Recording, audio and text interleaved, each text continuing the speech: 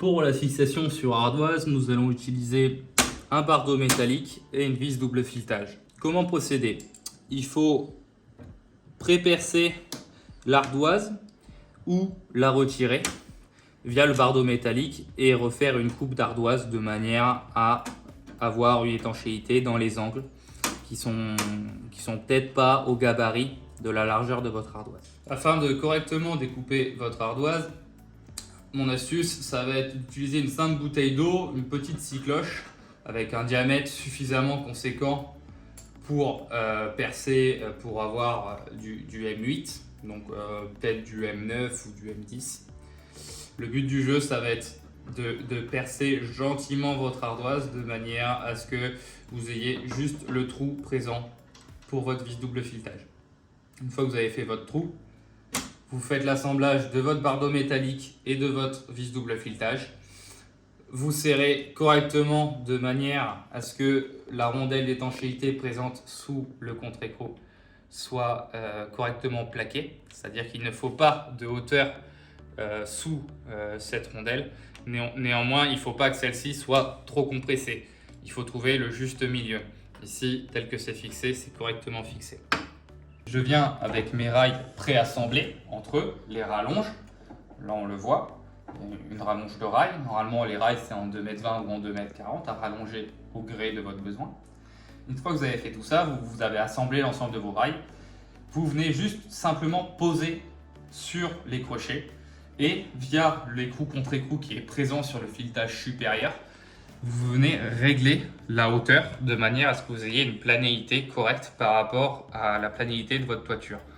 L'avantage, c'est que si votre toiture, la charpente, elle a déjà joué et qu'en plein milieu de votre toiture, vous avez déjà un léger voûtage, vous pouvez potentiellement le rattraper, du moins l'affaiblir. Donc celui-ci ne prêtera plus attention. Vous êtes prêt à venir installer vos panneaux photovoltaïques. Ma petite truc et astuce, c'est d'ores et déjà de placer l'élément qui permet de mettre à la terre les rails.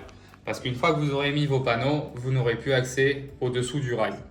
Donc c'est un simple écrou contre écrou qui se reprend dans le rail et via un verre jaune en 6 carrés que j'ai préalablement dénudé, je viens mettre l'ensemble de mes rails, de mes lignes de rails à la terre. Chaque rail doit être mis à la terre.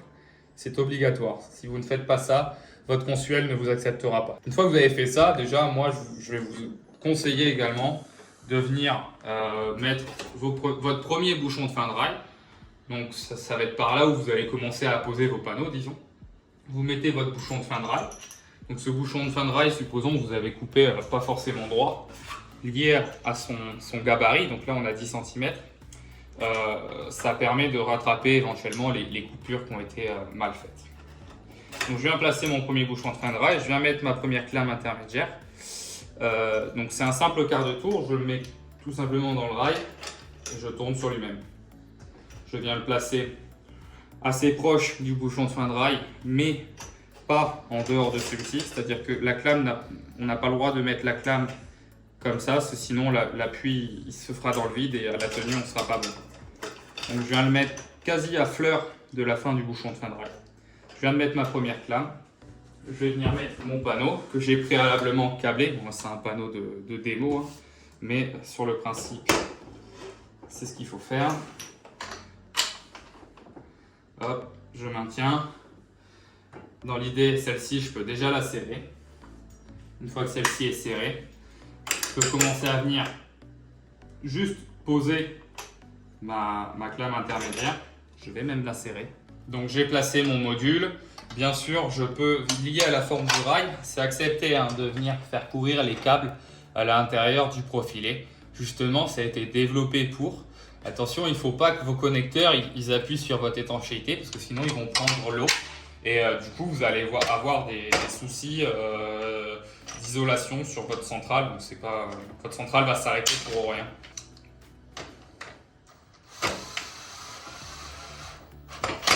Donc dans vos kits, vous recevrez cette terre à griffe double.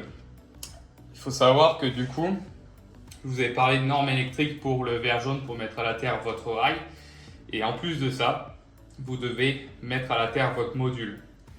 Donc via un système de griffes, on a une griffe inférieure qui va venir griffer l'intérieur du rail et une griffe supérieure qui va venir griffer le dessous du cadre. Ça ne va pas vous le dégrader, c'est testé et éprouvé à la corrosion.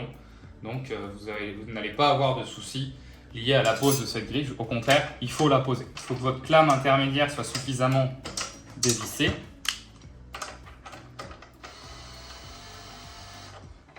Dans l'idée, il faut venir soulever légèrement votre module. Vous venez placer votre clame intermédiaire approximativement à l'endroit où il faut qu'elle soit présente. Et vous venez glisser également en même temps, en parallèle, votre griffe intermédiaire. Et ensuite, je viens mettre mon autre module. Une fois que j'ai mis mon autre module, je viens serrer ma clame intermédiaire. Donc là, c'est un peu difficile parce que comme je n'ai pas l'autre module, ma clame intermédiaire, elle a tendance à venir comme ça.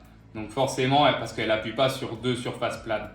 Néanmoins, le but du jeu, c'est ici de ne pas avoir d'écart, justement pour avoir un champ homogène et propre. Une fois que vous avez fini l'ensemble de votre champ, vous avez juste à finir via la clame de fin. Vous venez glisser votre bouchon de fin de rail. Votre centrale est posée. Vous n'avez plus qu'à faire vos raccordements électriques sur votre onduleur. Si vous vous posez la question, quels sont les avantages de la gamme Flex? Il va être en quelques points que je vais vous lister. Premier point, lié au nombre de trous qui sont présents sur la platine, vous pouvez tout simplement décaler par rapport à votre chevron. Vous pouvez le décaler aussi bien à gauche qu'à droite pour avoir une sortie par rapport à votre tuile en adéquation avec la position de votre chevron. Premier point. Deuxième point, l'ensemble des réglages de la pose du crochet vont se faire sans outils. Ce sera simplement des filetages, comme on peut le voir ici, tout simplement faire tourner plus ou moins, faire un certain nombre de tours, de manière à avoir nos fameux 6 mm que je vous ai présentés. Et dernier point, ce sera le réglage du filetage supérieur, de l'écrou contre écrou présent qui tiendra votre rail. Celui-ci se fait également sans outils et permet de rattraper la planité de votre toiture. Tout simplement quand vous avez une toiture qui est légèrement voûtée, dans le cadre d'un chevronnage qui a été un peu sous-dosé ou autre, enfin, une toiture qui a un peu trop, ou dont le bois a un peu trop joué, la toiture a tendance à se voûter et nous pourrons rattraper la planité de votre toiture grâce à notre système. Voici les différents éléments que Novotegra peut vous proposer et qui vous permettront d'avoir un système d'intégration en adéquation avec votre toiture.